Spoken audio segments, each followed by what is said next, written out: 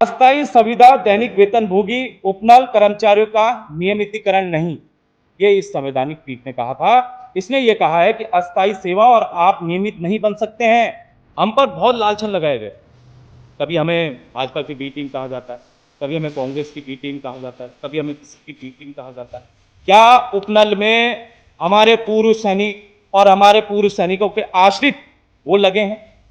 हमने भी आंकड़ा जुटाया कि 22,000 में जिस उद्देश्य से, जिस विजन से, जिस मिशन से उपनल का गठन किया गया है, वो आंकड़ा हमने भी जुटाया है। लगभग 6 से लगभग 7,000 जो है इसमें पूर्व सैनिक उनके आश्रित है। बाकी कौन है? 22,000 कर्मचारियों को परमानेंट कर देते हो, उनका नियमितीकरण कर देते हो, तो फिर इस प्रदेश के बेरोजगार कहां गए? उत्तराखंड बेरोजगार संघ, जैसा आप जानते हैं कि इस प्रदेश में हमेशा हमने जो मुद्दे उठाए वो डंके की चोट पर उठाए। हमने वो मुद्दे इसलिए उठाए कि यहां पर जो सिस्टम खराब है, यहां पर जो पारदर्शी तरीके से जो युवाओं का हनन हो रहा है, जो इस प्रदेश के बेरोजगारों का हनन होना है, उसको लेकर हम हमेशा आगे आए। हमारे मुद्दे हमेशा कुछ ना कुछ उन मुद्दों पर जो है कार्रवाई हुई है। साथियों, हम पर बहुत लालछन लगाए गए। कभी हमें भाजपा की बी टीम कहा जाता है, कभी हमें कांग्रेस की बी टीम कहा जाता है, कभी हमें किसी की बी टीम कहा जाता है। लेकिन साथियों, जो डॉक्यूमेंट्स और जो तथ्यों के साथ हम बात करते हैं, उसी को लेकर एक बार फिर आज, जब प्रदेश के युवाओं की जरूरत आज हमें है, जब प्रदेश के पूर्व सैनिकों की जरूरत आज हमें है, जब उनके साथ अन्याय हो रहा है, जब आज इस राज्य के जो कर्मचारी हैं उनके साथ अन्याय हो रहा है, तो उसको लेकर आज उन्होंने हमें पुकारा है। और साथियों, आज उपनल पर हम बहुत बड़ा एक तरह से प्रेस कॉन्फ्रेंस कर रहे हैं। मैं सबसे पहले आप सब लोगों को यह भी बता दूं कि भाई, उत्तराखंड एक वीरों की भूमि है। यहां के लगभग हर गांव में सैनिक सीमा में डटे रहते हैं। लेकिन उत्तराखंड का सौभाग्य यह भी है कि जब ये सैनिक सेवानिवृत्ति के बाद घर लौटते हैं, तब भी उनका सेवा का सफर जो है समाप्त नहीं होता, बल्कि नए रूप में शुरू होता है। उपनल बनाने का मुख्य उद्देश्य क्या था? उपनल पे आते हैं। उपनल बनाने का उद्देश्य साथियों ये था कि जो सैनिक हैं, जो हमारे प्रदेश के सैनिक बड़ी संख्या में रिटायर होते हैं, उनके पुनर्वास और रोजगार की चुनौतियों को देखते हुए सरकार ने निर्णय लिया था उस वक्त कि उन्हें राज्य में सुरक्षा, तकनीकी, प्रबंधन और अन्य सेवाओं में प्राथमिकता दी जाए और एक सरकारी निगम बनाया जाए जो सभी पूर्व सैनिकों के लिए रोजगार देगा। इसलिए उपनल की गठन हुआ था। उपनल बनाने के उद्देश्य भी साथियों वही थे जो अभी मैंने आपको बताया। अब मैं आता हूं कि क्या जो उपनल बनाने का एक तरह से उद्देश्य था, क्या उसको फुलफिल हो रहा है? यह उपनल की वेबसाइट है। अगर आप उपनल की वेबसाइट पर जाएंगे तो उपनल का विजन जो वेबसाइट पर लिखा है, हमारा विजन और हमारा मिशन, तो उपनल का विजन क्या लिखा है कि उत्कृष्ट, पारदर्शी, कुशल तथा उच्च नैतिक मानकों के साथ एक प्रतिष्ठित आउटसोर्स एजेंसी बनाना, ये इनका विजन है। अब उपनल का मिशन क्या है? उपनल का मिशन है प्रशिक्षण, पुनर्वास एवं पुनः रोजगार के माध्यम से पूर्व सैनिकों एवं उनके आश्रितों को सम्मानित व स्वावलंबी बनाना। क्या यह हुआ है? क्या उपनल में हमारे पूर्व सैनिक और हमारे पूर्व सैनिकों के आश्रित वो लगे हैं? हमने भी आंकड़ा जुटाया कि 22,000 में जिस उद्देश्य से, जिस विजन से, जिस मिशन से उपनल का गठन किया गया है, वो आंकड़ा हमने भी जुटाया है। लगभग 6 से लगभग 7,000 जो है इसमें पूर्व सैनिक उनके आश्रित हैं। और बाकी कौन है? किनके आशीर्वादों से लगे हैं? इसमें साथियों, अगर आप ये देखेंगे तो ये निगमन का प्रमाण पत्र है। इस प्रमाण पत्र में साफ तौर पर लिखा है कि उपनल एक तरह से कंपनी है। कंपनी, ये उपनल। अब अगर आप देखेंगे तो किसी भी कंपनी की, किसी भी एजेंसी की जो एक तरह से सिटीजन चार्टर होता है, मतलब कि हम किस लिए जाने जाते हैं, तो उपनल किस लिए जाना जाता है? इनका सिटीजन चार्टर क्या है? इनका सिटीजन चार्टर है कि उपनल एक पवित्र धाम है जो भूतपूर्व सैनिकों एवं उनके आश्रितों के कल्याण हेतु प्रतिबद्ध है। ये उपनल का मेन सिटीजन चार्टर होता है, जो किसी भी कंपनी का सिटीजन चार्टर होता है वो ये है। अब साथियों, हम आते हैं संवैधानिक ढांचा में। संवैधानिक ढांचा क्या कहता है? अनुच्छेद 14 क्या कहता है? समानता का अधिकार। अनुच्छेद 14 यह कहता है कि सरकार का दायित्व है कि सभी नियुक्तियां समान अवसर की पृष्ठभूमि में हो। किसी भी व्यक्ति को बिना समान अवसर के नियुक्ति कर देना अन्य योग्य उम्मीदवारों के अधिकारों का हनन है। यह अनुच्छेद 14 कह रहा है। अनुच्छेद 16 क्या कह रहा है? अनुच्छेद 16 कह रहा है रोजगार में समान अवसर, आरक्षण की व्यवस्था का पालन करना। यानी कि कोई भी अगर सरकारी भर्ती अगर आप करवा रहे हो तो खुली प्रतियोगिता होनी जरूरी है, विज्ञापन निकलना जरूरी है, मेरिट के आधार पर दी जानी चाहिए। ये अनुच्छेद 16 साथियों ये कह रहा है। और इसमें अगर हम आएंगे, अब जो सबसे बड़ा मैं आप लोगों को वो बताता हूं कि उमा देवी बनाम कर्नाटक सरकार, 5 जजों की बेंच बैठी थी, 5 जजों की संवैधानिक पीठ बैठी थी। उस संवैधानिक पीठ ने क्या क्या कहा?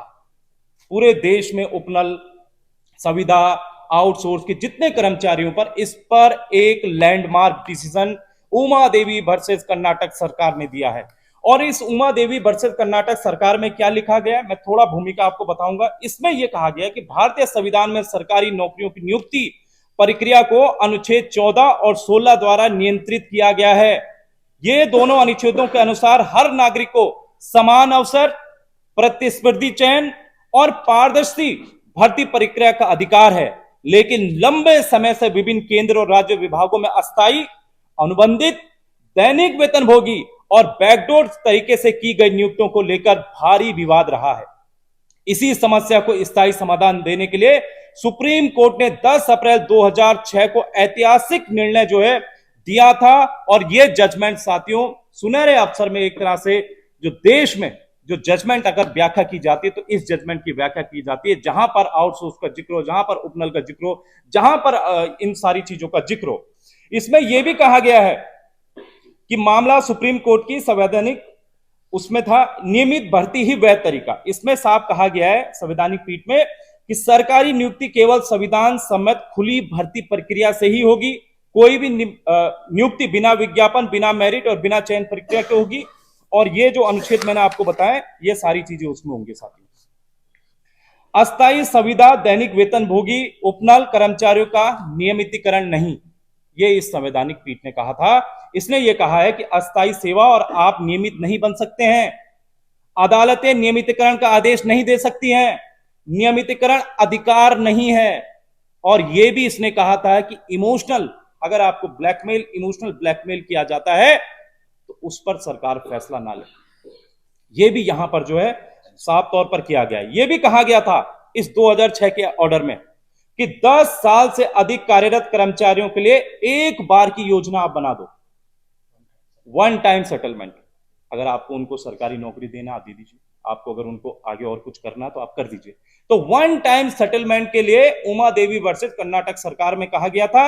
और उसमें यह कहा गया था कि ऐसे कर्मचारियों के लिए एक बार विशेष योजना बनाई जाए जो 10 साल से अधिक समय से कार्यरत हो, जिनकी नियुक्ति थी अर्थात नियमों में कमी थी लेकिन इलीगल नहीं थी, धोखाधड़ी, फर्जीवाड़ा नहीं था, उनको जो है आप वन टाइम परमानेंट कर सकते हैं।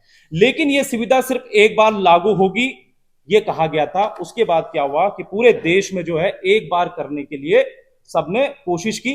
2016 में हरीश रावत की सरकार ने भी इनको एक तरह से उस समय परमानेंट किया था, है ना, उस समय परमानेंट किया गया था। लेकिन सवाल यह उठता है कि उसके बाद से लगातार जब ये वन टाइम सेटलमेंट था तो उसके बाद इनकी नियुक्तियां क्यों कर रहे हैं?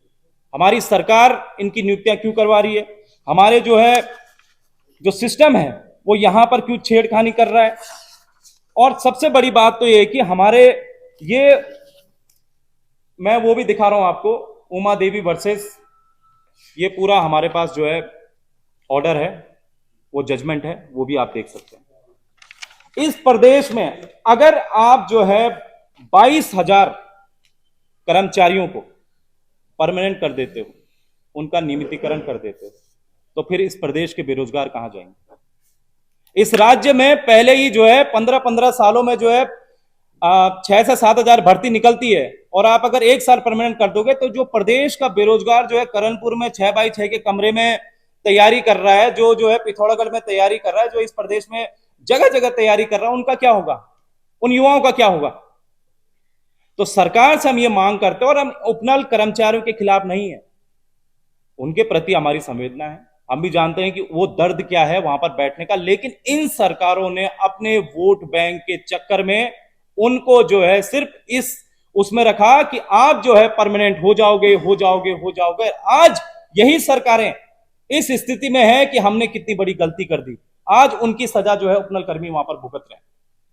तो ये सारी तमाम चीजें थी और हम चाहते हैं कि सरकार नियमितीकरण के अलावा उपनल कर्मियों का जो भी संवैधानिक तरीके से जो भी करना है वो कर सकती है, लेकिन नियमितीकरण इस प्रदेश में खासकर 2006 उमा देवी वर्सेस कर्नाटक सरकार की 5 जजों की जो सुप्रीम कोर्ट में पीठ बैठी थी उसके अनुरूप नियमितीकरण नहीं हो सकता है। बाकी सरकार को जो करना है संविधान के दायरे में, अपने अधिकार के दायरे में वो कर सकती है। मैं एक बार सुरेश भाई से थोड़ा वो कहेंगे, फिर उसके बाद आप प्रश्न कर सकते। बहुत बहुत धन्यवाद राम भाई, आपने इस संवेदनशील विषय पर प्रेस वार्ता आयोजित की।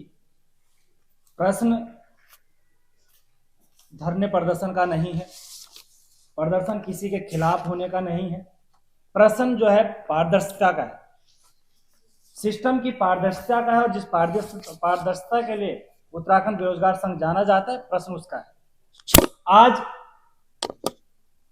संवैधानिक जो प्राविधान है उनका उल्लंघन उपनल में हुआ है। हमारी समय समय पर सरकारें परिवर्तित होती रही, कोई एक सरकार इसमें दोषी नहीं है। जब जब जिसको मौका मिला, जिस जिस मंत्री को मौका मिला, जिस जिस विधायक को मौका मिला, जिस अधिकारी को मौका मिला, उसने उपनल में अपने चहेतों को सेट किया।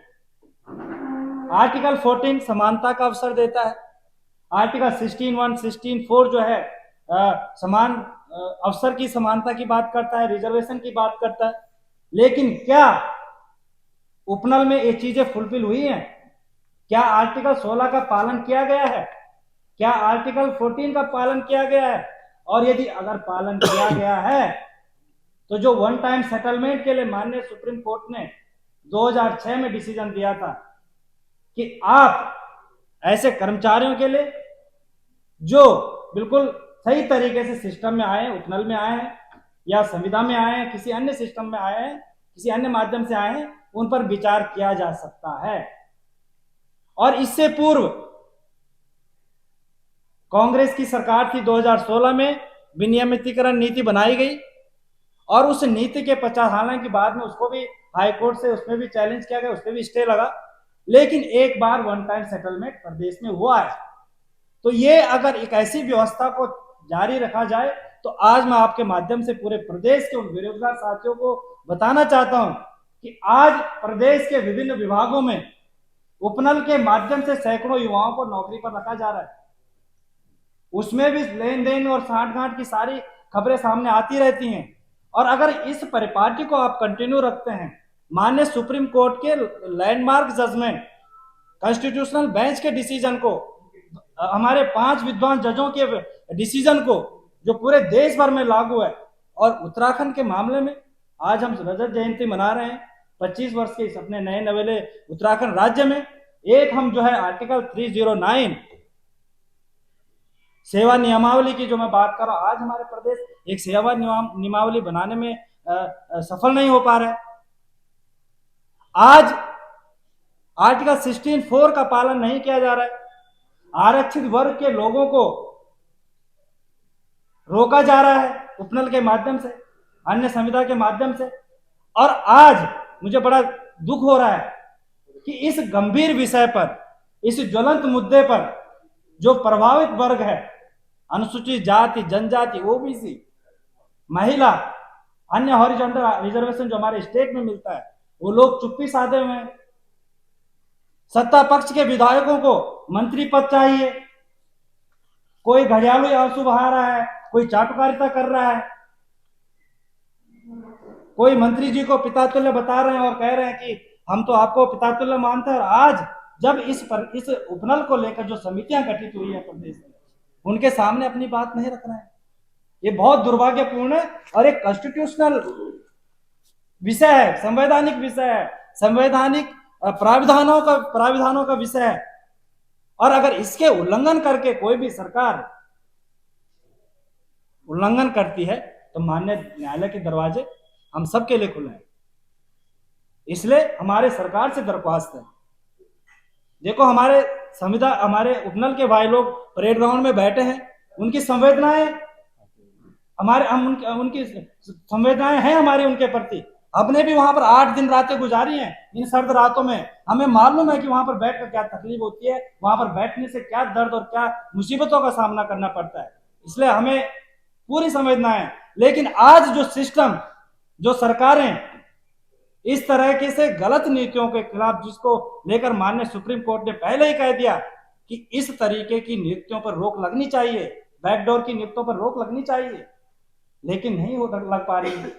सरकार ने कोविड काल में फिर उपनल का खोल दिया, फिर पूर्व सैनिकों के लिए जिस उद्देश्य के लिए बना था उपनल, उसमें वो उद्देश्य फुलफिल नहीं हो रहे हैं। हमारे पूर्व सैनिकों का अपमान किया जा रहा है। पूर्व सैनिकों के अलावा कौन लोग उसमें, ये सब जांच का विषय है। और आज तक दुर्भाग्य देखिए, सरकार के पास एक्चुअल डेटा नहीं है कि ये कितने पद हैं, कितने पद हैं, ये भी आज सरकारों के पास डेटा नहीं है। और आज अगर नियमितीकरण की प्रक्रिया में सरकार जाती है, इसका जबरदस्त विरोध होगा, प्रदेश का बेरोजगार सड़कों पर उतरेगा। आज प्रदेश का बेरोजगार करणपुर की गलियों में, तंग गलियों में 6x6 के कमरे में पढ़ाई कर रहा है, गर्मियों में तप रहा है, महंगी महंगी फीसें कोचिंग संस्थानों में दे रहा है।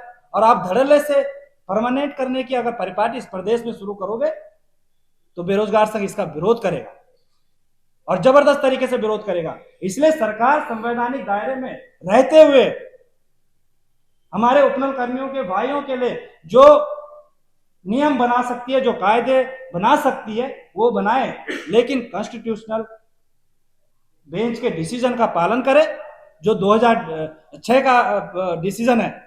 आज दुर्भाग्य है कि आज हाईकोर्ट में जब ये केस चल रहा था, उस समय भी इस केस का प्रयोग नहीं किया गया। हमारी सरकारों ने लचर पैरवी की, एसएलपी के लिए सुप्रीम कोर्ट गए, जब स्वीकार नहीं हुई तो रिव्यू पिटीशन समय से नहीं डाली। ये तमाम जो खामियां हैं हमारी सरकारों की है, और इसलिए सरकारों की खामियों का आम बेरोजगार नहीं भुगतेगा। वो बेरोजगार नहीं भुगतेगा जो अंतिम छोर पर बैठे गांव से देहरादून तैयारी कर रहा है, वो नहीं भुगतेगा। इसलिए हमारी दरख्वास्त है कि संवैधानिक दायरे में रहते हुए जो बेहतर हो सकता है वो करें। रामगढ़ वाली एक सवाल है आपसे, आप अभी उमा देवी वर्सेस कर्नाटक सरकार का जजमेंट का जिक्र कर रहे हैं, दूसरी तरफ उपनल के पास भी सुप्रीम कोर्ट का जजमेंट जिसमें उन्हें नियमितीकरण की बात कही गई। तो आप या तो संविधानिक तरीके से उन्हें लड़ने के लिए या तो आप समर्थन दें, या फिर आप उनके साथ मिलकर सरकार से सवाल करें, या तो कंफ्यूजन वाला मामला पैदा हो रहा है। सर देखिए, हमारा जो उद्देश्य है इस प्रदेश के बेरोजगारों का, दूसरी चीज ये है कि हम उनको बुरा नहीं कह रहे हैं। हम ये कह रहे हैं कि भाई हम तो वो भी हमारे साथ के हैं, वो भी इस उत्तराखंड के हैं, लेकिन जिसलिए इसका गठन हुआ था इस उपनल का, इसमें जो पूर्व सैनिक हैं, इसमें जो उनके आश्रित है वो लगने चाहिए थे, लेकिन बैकडोर के माध्यम से अन्य लोगों को इसमें किसने रखा। दूसरा, जहां पर बात आई संवैधानिक पीठ की, तो ये जो उमा देवी वर्सेस ये तो हमने कहा भी, और हम इस मंच से फिर से कहना चाहते हैं कि भाई उपनल कर्मी एक बार इस ऑर्डर को जरूर पढ़ें, और समान वेतन अगर समान काम का है तो उसमें हम उनके साथ हैं कि आप भाई इसकी डिमांड कीजिए। लेकिन संविधान से बड़ा कोई नहीं हो सकता इस देश में, और संविधान से बड़ा कोई नहीं है, और संवैधानिक पीठ का ये डिसीजन मुझे लगता है सर्वोच्च है और वही पालन उसका होना चाहिए। राम जी, आप स्वयं कह रहे हैं कि संविधान का निर्णय, सुप्रीम कोर्ट का निर्णय मान्य है। अब मेरा तो यह था कि आपको कोर्ट जाना चाहिए, आपको प्रेस वार्ता नहीं करनी चाहिए थी, क्योंकि इस पे निर्णय सुप्रीम कोर्ट का आया है और सुप्रीम कोर्ट के बाद ही कल हाईकोर्ट का निर्णय आया है। अब ये पूरा कर लो। अब ये बनाम सरकार की अलग लग रहा है कि बेरोजगार बनाम उपनल। अगर आपको लगता है कि नियुक्तियां ठीक नहीं है तो आपको कोर्ट को अब संज्ञान में लाना चाहिए, क्योंकि निर्णय अब कोर्ट का है और सरकार को अब इम्प्लीमेंट करना है। सरकार तो पार्टी बन गई, अब कैसे होगा कोर्ट के निर्णय को आप सीधा चैलेंज? देखिए, माननीय न्यायालय के डिसीजन पर हमें कोई टिप्पणी नहीं करनी, दरअसल सरकार ने जब हाईकोर्ट में मामला चल रहा था लचर पैरवी करी और इस जो जजमेंट है जो उमा देवी वर्सेस कर्नाटका गवर्नमेंट के मामले में सुप्रीम कोर्ट का लैंडमार्क जजमेंट है, कॉन्स्टिट्यूशनल बेंच का डिसीजन है, उसका कोई जिक्र नहीं किया गया, उसको नहीं रखा गया, उसको छुपाया गया। ये गलती सरकार की है, उत्तराखंड बेरोजगार संघ की नहीं है। दूसरी बात है कि जब कोर्ट में आप तथ्य नहीं रखोगे तो कोर्ट तो वही सुनेगी ना जो आप कहोगे। दूसरी बात है कि सुप्रीम कोर्ट का कोई डिसीजन नहीं है। जब सरकार एसएलपी के लिए माननीय सर्वोच्च न्यायालय में जाके सुप्रीम कोर्ट में गई तो वो एक्सेप्ट नहीं हुई। रिव्यू पिटीशन सरकार ने डालना था, वो तय समय पे नहीं डाला, लेट हो गई। वो कोई डिसीजन थोड़ी ना है। सुप्रीम कोर्ट में एसएलपी दायर हुई जो माननीय सर्वोच्च न्यायालय ने एक्सेप्ट नहीं की, और दूसरा जो पिटीशन का रिव्यू पिटीशन का अवसर जो सरकार के पास था वो भी सरकार ने तय समय पर नहीं किया। अब हमारी बात आती है उत्तराखंड बेरोजगार संघ की। हम माननीय न्यायालय में जाएंगे, यदि संवैधानिक नियमों का उल्लंघन हुआ, यदि कॉन्स्टिट्यूशनल जो राइट्स हैं उनका उल्लंघन हुआ, तो अभी बेरोजगार संघ के पास पूरा मौका है। हम विधिक राय ले रहे हैं, हमारे तमाम कुछ लोग पहुंच भी चुके हैं नैनीताल में और वो मिल रहे हैं लोगों से। जो बेहतर होगा हम करेंगे, लेकिन इस प्रदेश में गलत परिपाटी का हम पूर्ण रूप से विरोध करते हैं और आगे भी विरोध रामगढ़वाल जी, इस तरह से तो बेरोजगार संघ और पेट्रोल कर्मी आमने सामने आ जाएंगे और कहीं ना कहीं उनके ही तो उनकी जो लड़ाई पिछले 10 दिनों से चल रही है वो भी प्रभावित होगी। नहीं, कैसे प्रभावित होगी? मतलब पारदर्शिता, इस प्रदेश में जो पारदर्शिता नाम की भी कोई चीज है क्या? मतलब जिस उद्देश्य से जो है आप भर्तियां खोलोगे और वहां जो है बैकडोर एंट्री कर दोगे, नेताओं के आशीर्वाद के बच्चे लग जाएंगे, हमारे पूर्व सैनिकों को दरकिनार कर दोगे, हमारे बेरोजगारों को दरकिनार कर दोगे, तो हम आवाज नहीं उठाएं? भाई ये बेरोजगार संघ का उद्देश्य क्या है? बेरोजगार संघ का उद्देश्य यही है कि जहां पर गलत होगा, जहां पर गलत नियुक्तियां होंगी, जहां पर गलत चीजें होंगी, वहां पर डंके की चोट पर बेरोजगार संघ आएगा और बोलेगा, अपने युवाओं के लिए बोलेगा, उनके हक के लिए बोलेगा। और रही बात कोर्ट जाने की, तो कोर्ट का भी लगभग जो है फाइनल हो चुका है। उत्तराखंड बेरोजगार संघ प्रदेश का युवा, प्रदेश के पूर्व सैनिकों के साथ कोर्ट जाया जाएगा, नियमितीकरण का विरोध किया जाएगा।